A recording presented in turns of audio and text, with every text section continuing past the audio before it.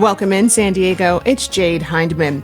Today we are having a conversation about a mentorship program for young men dealing with trauma and modern day challenges. This is KPBS Midday Edition, connecting our communities through conversation.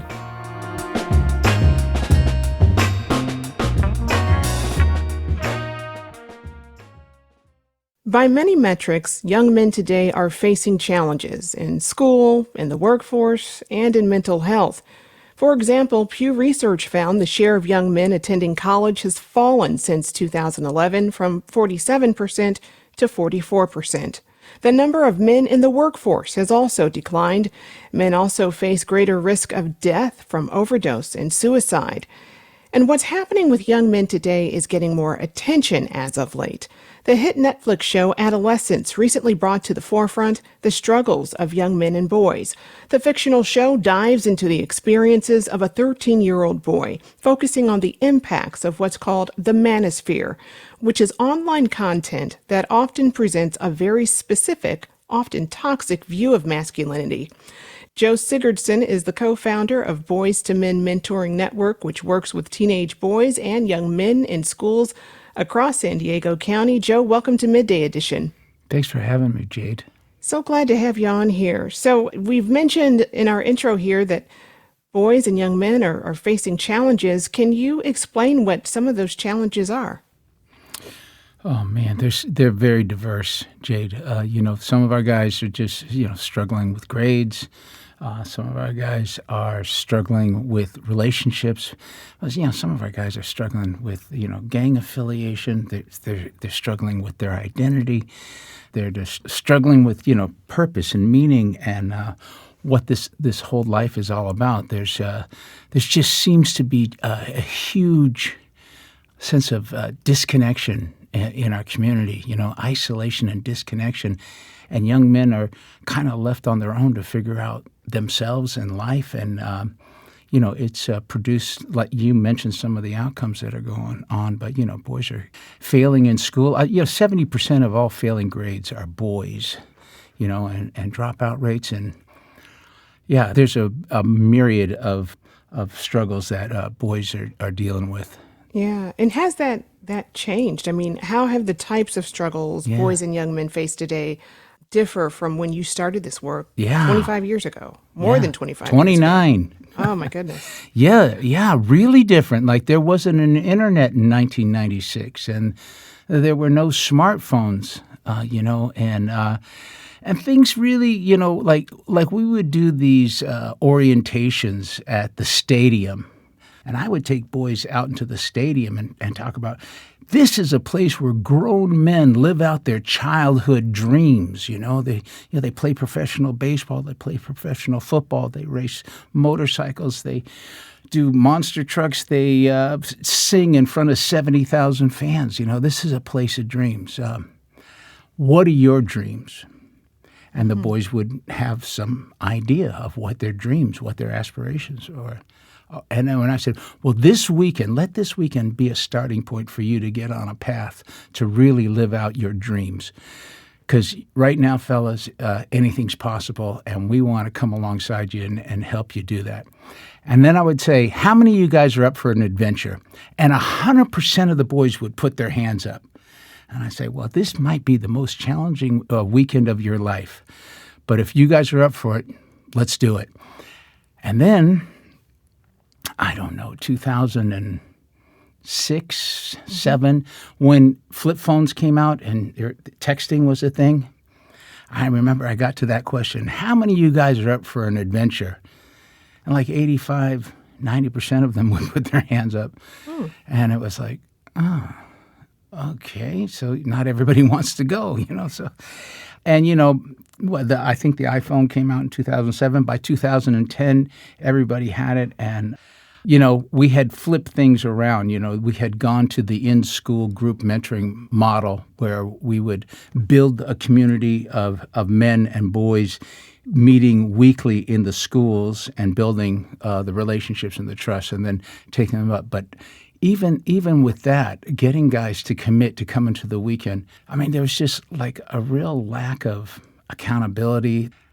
But those challenges, though, they're still pretty much the same. Oh no, they're very different. Yeah, they're very different. Everybody was up for an adventure. Building the connection was much easier, you know. I think COVID really hurt our kids a lot. I think that 2 years of isolation and disconnection, you know, their identity was created more online, more of a digital reality than a actual reality. And we got to experience kids, because you got to figure, you know, we did the first training in 1998. And there was still, like, you know, pick-up football games, pick-up baseball games. There was, you know, riding your bikes and till the street lights come on and getting home. That was still part of the culture. It was that play-based. But, you know, the kids that are brought up, you know, with iPads and iPhones are experiencing a lot more anxiety and a lot more isolation and disconnection to reality.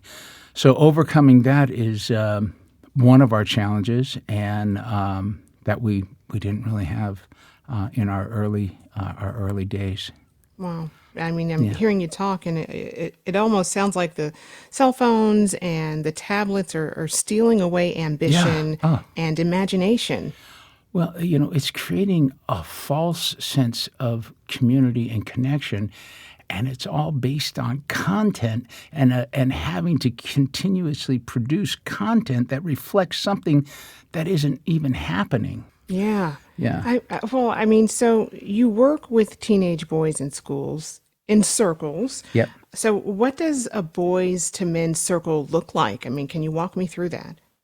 When we go into a school, the school has identified some of the guys that are really struggling, you know, and some of them may be struggling with grief, a loss of a parent or a sibling.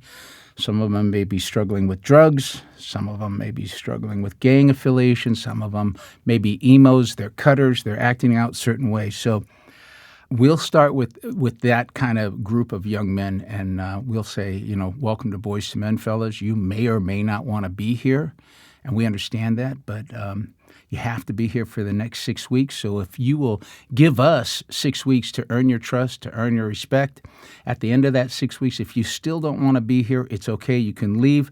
But if you do want to be here, we want you to invite your friends. And so typically when we get started, it's the men and the mentors sharing our stories about what happened to us as young men, you know, how we felt, the choices we made, the price we paid for those choices. And when the boys hear the men being authentic and honest and vulnerable, it creates a safety and a liminal space for the boys to step in and share their truth. And so, and then when we get the truth on the table, now we've got an opportunity to make some meaningful choices from an authentic place instead of continuing with the con game. But that takes time, you know. That takes time. The men have to really be there just to listen and accept and encourage, you know. We're not there to fix. We're not there to rescue anybody. We're not there to give advice, and we're certainly not there to project our reality into theirs, because we don't know anything about these kids, and we do a lot of training to keep our mentors mindful of that, and that our only objective is to listen, accept, and encourage, and take everything they say at face value. And then when we build that trust, then we get the opportunity to ask open-ended questions like, is this what you want? How's that working? You know, if we could wave a magic wand over this situation, what would you want different? And that's when the boys can identify what they really want. And then we ask them, what are you willing to do? And then when they make those commitments, they identify what they're willing to do and commit to them. Our job is to honor them for their courage and validate their feelings, and then offer support. And the support usually looks like a text message or a phone call or an Instagram message to make sure they're staying on task to do what they say they want to do, to become the men they say they want to be. So, Joe, you've mentioned how some of these teens, you know, they're struggling with their relationships with their parents, for example, their mothers. Yeah.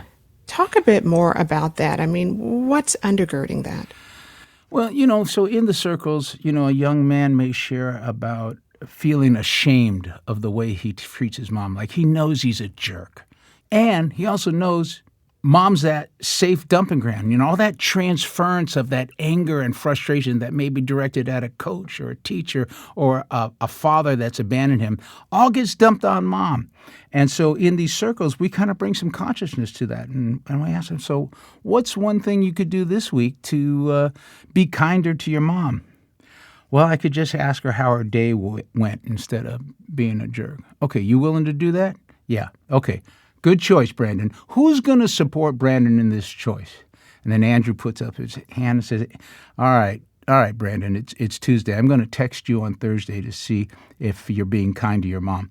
And so we set up that support and that accountability. And then the following week, Brandon comes in. Hey, Brandon, you said you wanted a better relationship with your mom. You said you were going to ask her how her day went. Did you do that? Yes. Great. Tell us how that went. Did you do that? No. Great. Tell us how that went. It's about meeting them right where they are and then asking them, okay, what kind of a man do you want to be this week? And so week by week, they're making these new choices. They're getting support and accountability around these choices, and they're moving towards becoming the men they want to be.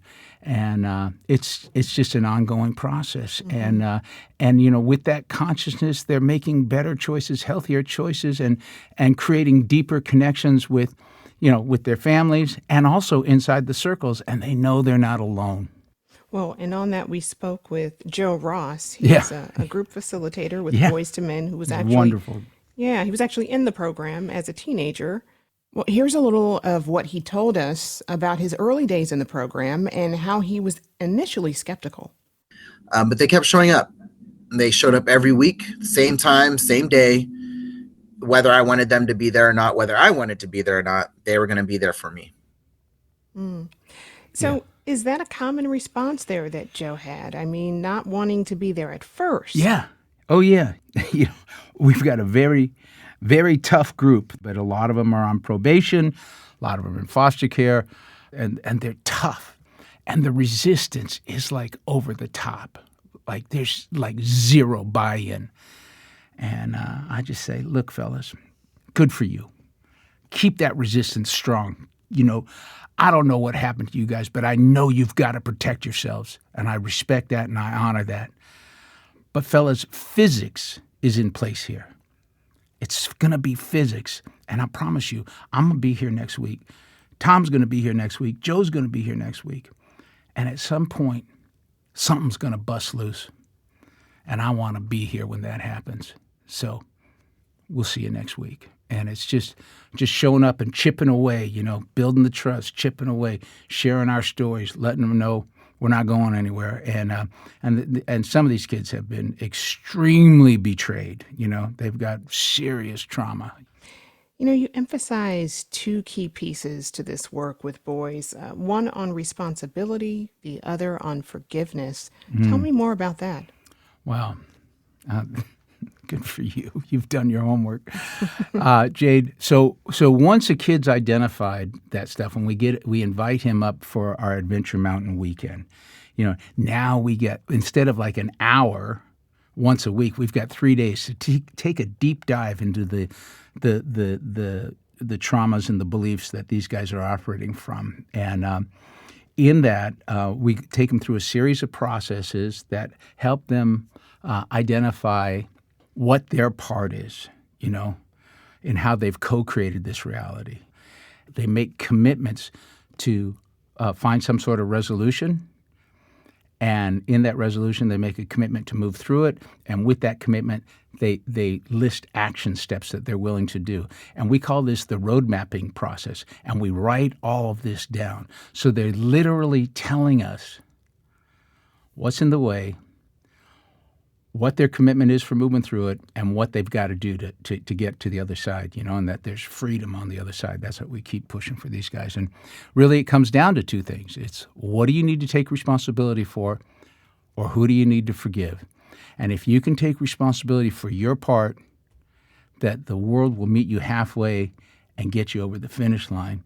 And if you can find grace and forgiveness to those who have harmed you, have betrayed you, have hurt you, you're going to make a lot more room in your life for healthier and better choices. And that's our goal and objective of our Adventure Mountain Weekends. And the processes that we do to get these boys to this place in their life and is you kind of got to see it to believe it. It's kind of gnarly. Earlier, we heard from Boys to Men facilitator Joe Ross, who went through the program as a teen. Here is more of his reflections and his struggles on dealing with anger. I don't have the energy, or I don't want to exert the energy of just being negative to be that angry kid. I want to know what it feels like to be happy, to be relaxed, and always tensed up and angry. So yeah, I would definitely say at first it was just trying to navigate through that anger of not having men in my life and being able to take off my armor and let these men in who actually want to be there to support me and, help me become a great man. So reflecting on Joe's journey there and all the other young men you've served over the years, if you could wave a magic wand and change one thing to help boys, what would that be? Make sure they know they're not alone, that they're not weird, that there's a universality of growing up, that we've all got our challenges. And, and that's the beauty of these circles. When one young man is talking about the anger and the frustration he's feeling in relationship to his parents, the kid next to him will say, I'm doing the same thing. Or our kid is in his grief over his parents splitting up. And another boy can come up and put his hand on him and said, I was 8 years old when my parents divorced. And, the empathy and the compassion and the peer-to-peer mentoring that goes on inside those circles is super powerful. So the one thing I'd want them to know is, look, you're not alone, and anything you've got to say has power in it, and there's freedom on the other side. Mm-hmm. Earlier, we talked about, social media and mentioned the manosphere. Can you talk a bit about what these young men are being exposed to in the manosphere?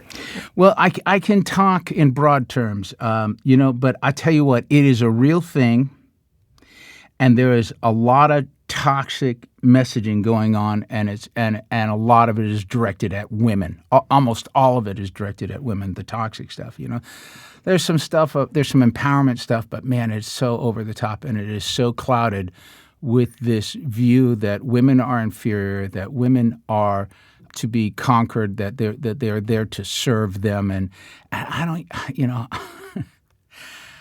there's this guy, I'm sure you're familiar with Andrew Tate, right? Yeah. Heard of him. And yeah. And his message is pretty horrific and terrifying in that, that to be a man, you have to be wealthy, you have to be powerful, you have to dominate, you have to, there's, that emotion is a weakness, that compassion and empathy are useless. And, there's just not a lot of humanity in the messaging going on in the manosphere. And so really Boys to Men is like a place where we're trying to introduce that humanity back into these young men's lives and teach them something about compassion and empathy and connection. I mentioned earlier about that very tough group. Most of those kids are addicted. And the opposite of addiction is not sobriety. It's connection. And so, by building connection with these young guys, we're creating safety, emotional safety for them. And we know that in these circles that we are raising their emotional quotient, their emotional intelligence, they're becoming more self-aware. They have better interpersonal and intrapersonal skill sets, better anger management and stress management skills, So there's some really great outcomes that are coming to our young men by participating in our Boys to Men program. That is the antithesis of the manosphere. I've been speaking with Joe Sigurdsson. He's the co-founder and chief success officer with Boys to Men Mentoring Network. Joe, thank you so much for joining us today. Thank you, Jade.